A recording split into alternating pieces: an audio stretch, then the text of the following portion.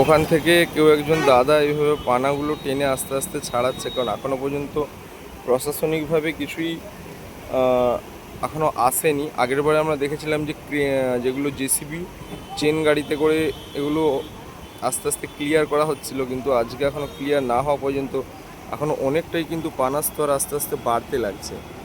তো আর পানা আসতেও লাগছে প্রচুর পরিমাণে। আমরা যে কিছু টাইম রয়েছি তার মধ্যে কিন্তু প্রচুরই পানা জমে গিয়েছে। তো ওই জন্য এই মানুষটা উনি দেখতে না পেরে উনি ওনার সাধ্য মতো কিন্তু চেষ্টা করছেন পানাগুলোকে এখান থেকে ক্লিয়ার করার।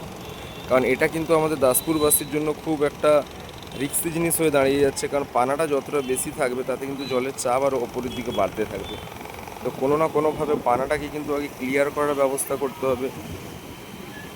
তাই উনি কিন্তু দেখতে না পেরে উনি ওনার সাধ্যমতো কিন্তু কাজ করছেন।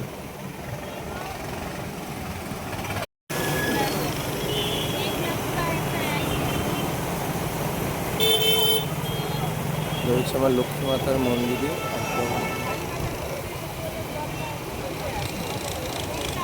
নদীর পাশেই এখন।